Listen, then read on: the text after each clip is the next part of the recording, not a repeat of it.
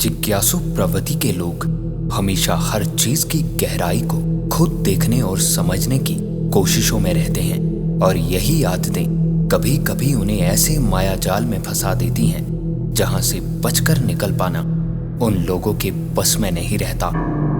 भूत प्रेत और काले जादू से जुड़ी अब तक हमने कई कहानियां और किस्से सुने हैं, पर आज की कहानी काले जादू से जुड़ी एक ऐसी घटना पर आधारित है जिसे सुनने के बाद काले जादू के अंत को जानने की आपकी जिज्ञासा हमेशा हमेशा के लिए खत्म हो जाएगी। नमस्कार, माय टाउन चैनल में आपका एक बार फिर स्वागत है। एक कहानी ऐसी भी, एपिसोड 287। वो एक अंधेरी और तूफानी रात थी जब तीन दोस्त राघव, रवि और कार्तिक ने गांव के अंत में बने एक घर का पता लगाने का फैसला किया। ये घर एक बूढ़ी औरत का हुआ करता था जिसके बारे में कई अफवाहें थी कि वो बूढ़ी औरत काले जादू की इतनी जानकार थी कि लोग उसकी आंखों में देखने तक से डरते थे। वो तीनों दोस्त उस बूढ़ी औरत और काले जादू के बारे में सुनी गई कई कहानियों से बहुत उत्सुक थे और ये सब कुछ खुद देखना चाहते थे कि इन कहानियों और अफवाहों में कोई सच्चाई भी है या नहीं। और फिर उन तीनों ने वहां खुद जाकर देखने का फैसला किया। जैसे जैसे वो तीनों उस पुराने घर के पास पहुंच रहे थे, एक अजीब बेचैनी उन तीनों को साफ महसूस होने लगी थी। हर तरफ हवाएं तेज चल रही थी और पेड़ भयानक तरीके से सरसराहट की आवाज कर रहे थे, मानो उन्हें वापस लौट जाने की चेतावनी दे रहे हों। लेकिन वो तीनों अपनी बहादुरी साबित करने के लिए बहुत उत्सुक थे। वो धीरे धीरे आगे बढ़ते रहे। थोड़ी ही देर में वो तीनों उस पुराने और उजाड़ घर के सामने खड़े थे। टॉर्च की रोशनी में वो घर दिखने में ज्यादा बड़ा नहीं था। यही कोई 3 कमरों वाला घर जो पुराने जमाने की शैली में बना था। वो तीनों बड़ी सावधानी के साथ उस घर की और करीब बढ़े और घर के मेन दरवाजे पर पहुंचकर उन तीनों ने घर का दरवाजा खोला तो एक डरावनी आवाज करता हुआ वो दरवाजा खुला और घर के अंदर देखकर ऐसा लग रहा था मानो कई वर्षों से इस घर में उजाले की कोई किरण ना पड़ी हो। घर के अंदर उन तीनों की टॉर्च की रोशनी अंधेरे को चीर रही थी और पूरा घर बहुत बुरी स्थिति में था। हर तरफ मकड़ी के जाले और टूटा हुआ फर्नीचर बिखरा पड़ा था। मेन दरवाजे से अंदर आते ही उन तीनों ने उसी कमरे में आग जलाने का फैसला किया और फिर आसपास पड़ी टूटी फूटी चेयर की लकड़ियों से आग जलाकर उसी कमरे में बैठ गए। आग के पास बैठे राघव और रवि अपनी बातों में मगन थे जब कार्तिक का कहना था, यार मैंने सुना था कि वो बूढ़ी औरत कई बरसों पहले अचानक गायब हो गई थी। ऐसा भी तो हो सकता है कि वो कहीं और चली गई हो। कार्तिक की ये बात सुनकर साथ बैठे रवि का कहना था, अबे यार, तू अभी भी इन अफवाहों के बारे में सोच रहा है। ये मन घड़त कहानियां होती हैं। मैंने तो पहले ही कहा है तुम दोनों को, ऐसा कुछ नहीं होता। उन दोनों की बातें सुन रहा राघव भी कुछ सोचता हुआ बोला, जो भी हो यार, चलो एक बार पूरे घर की छानबीन करते हैं, शायद कुछ मिल ही जाए। क्या बोलते हो? ये सुनकर वो तीनों एक साथ उस पूरे घर को अच्छे से देखने लगे। घर के जिस कमरे में वो तीनों बैठे थे, उस कमरे को देखकर वो तीनों दूसरे कमरे की तरफ बढ़े तो वो कमरा काफी बड़ा और अजीब था, क्योंकि उस कमरे में दरवाजे के अलावा और कोई खिड़की नहीं थी और उस कमरे के एक कोने में एक संदूक रखा था। वो तीनों उसी संदूक की तरफ बढ़े और पास आकर देखा तो उस संदूक पर एक बड़ा सा ताला लगा हुआ था। ये देखकर उन तीनों ने एक दूसरे की तरफ हैरानी से देखा कि तभी रवि का कहना था, ताला तोड़कर देखें क्या? आखिर इसमें क्या हो सकता है? ये सुनते ही राघव का थोड़ा सोचते हुए कहना था, नहीं नहीं यार, ऐसे ताला तोड़ना सही नहीं होगा। पहले हर तरफ अच्छे से देख लेते हैं, शायद कोई चाबी या कुछ मिल जाए। अभी राघव का इतना बोलना भर था जब घर के बाहर किसी के चलते कदमों की आवाज उन तीनों ने साफ सुनी। ये सुनते ही वो तीनों बाहर की तरफ भागे और टॉर्च लगाकर हर तरफ देखा तो वहां दूर दूर तक कोई नजर नहीं आ रहा था। अब वो तीनों थोड़ा डर चुके थे और टॉर्च की रोशनी में घर से बाहर निकलकर चारों तरफ देखने लगे। अभी वो बाहर यही सोचकर कि कोई जानवर होगा वो पीछे मुड़ पाते कि तभी घर के अंदर एक आवाज हुई और ये आवाज सुनकर ऐसा लगा मानो कोई घर में किसी चीज को तोड़ने की कोशिश कर रहा हो। वो तीनों भागते हुए घर के अंदर पहुंचे और उसी कमरे के दरवाजे पर पहुंचे जहां से ये आवाज आ रही थी। तो टॉर्च की रोशनी में उन तीनों ने जो भी देखा वो देखकर उनको अपनी आंखों पर भरोसा नहीं हो रहा था, क्योंकि संदूक का वो ताला जमीन पर टूटा पड़ा था। अब ये देखकर उन तीनों को यकीन हो चुका था कि उन तीनों के अलावा भी यहाँ कोई और भी है। डर से वो तीनों उल्टे कदमों से पीछे मुड़ने को अभी हुए ही थे जब एक और आवाज उन तीनों ने एक बार फिर सुनी। और अब ये आवाज सुनकर उन तीनों की आंखें डर से बड़ी बड़ी होने लगी थी, क्योंकि ये आवाज उसी संदूक से आ रही थी और इस आवाज को सुनकर ऐसा लग रहा था मानो कोई अजीब मंत्रों का जाप कर रहा हो। डरते हुए वो तीनों एक दूसरे का हाथ पकड़कर धीरे धीरे उसी संदूक की तरफ यही देखने के लिए बढ़े कि आखिर इसमें है क्या। जैसे जैसे वो तीनों संदूक की तरफ बढ़ रहे थे वो आवाज और तीव्र होती जा रही थी।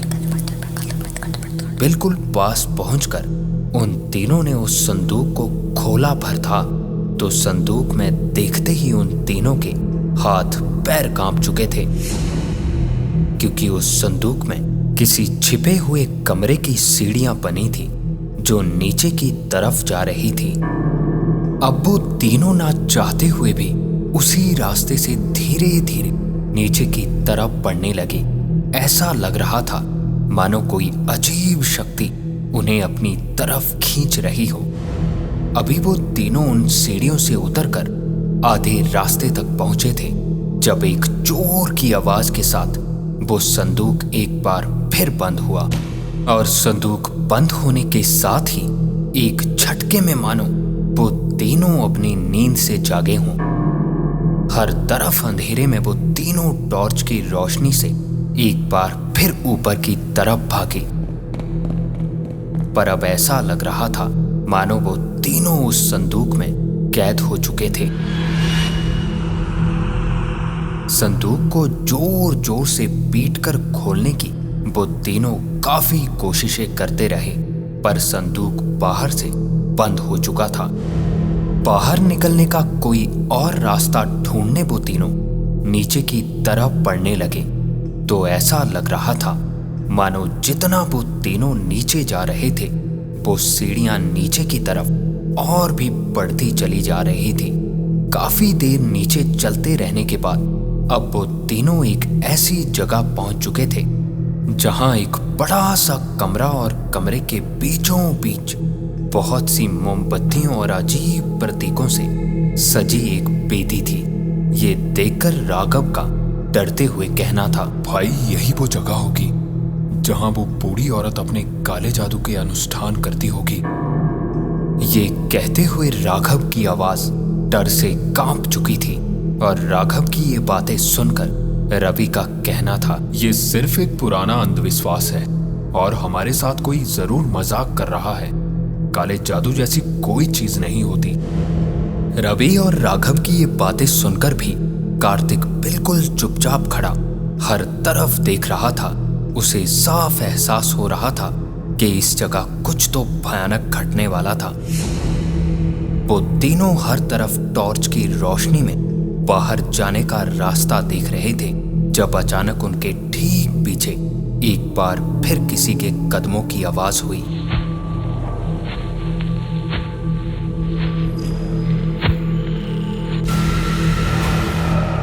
वो तीनों एकदम से पीछे मुड़े और हर तरफ देखने लगे, पर एक बार फिर वहां कोई नहीं था। वो धीरे धीरे एक बार फिर सीढ़ियों की तरफ यही देखने के लिए बढ़े कि शायद संदूक एक बार फिर खुला हो। और अभी वो सीढ़ियों के पास पहुंचे ही थे जब उनके ठीक पीछे उन्हीं कदमों की आवाज एक बार फिर हुई।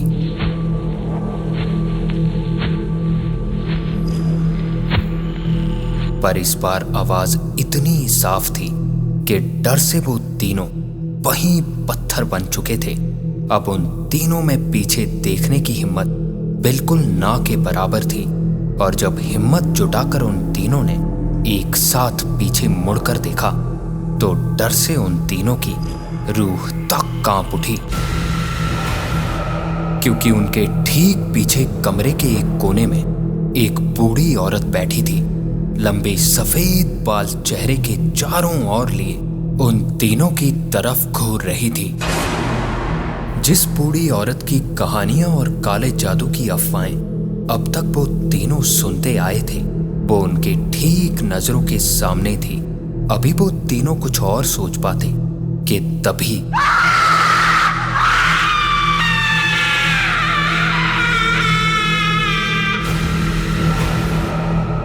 ये चीख सुनते ही उन तीनों की रगों में दौड़ता खून मानो एकदम से जम चुका था।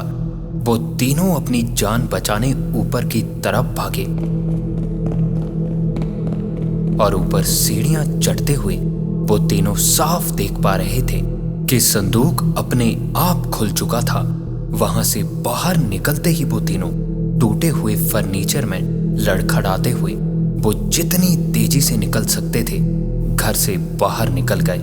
लेकिन जैसे ही वो तीनों घर के बाहर आंगन में पहुंचे, एक बार फिर डर से उनके हाथ पैर कांपने लगे थे, क्योंकि बाहर हर तरफ ऊंची ऊंची झाड़ियां उस घर के चारों ओर उग चुकी थी, जिनका थोड़ी ही देर पहले यहां नामो निशान तक नहीं था।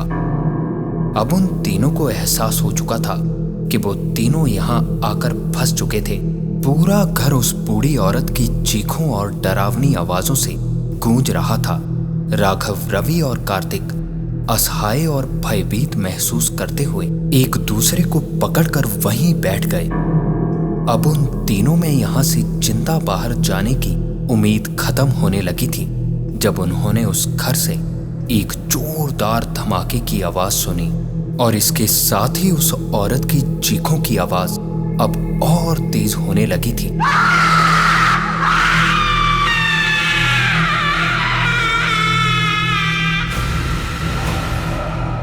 और धीरे धीरे चीखें एकदम शांत हो गई।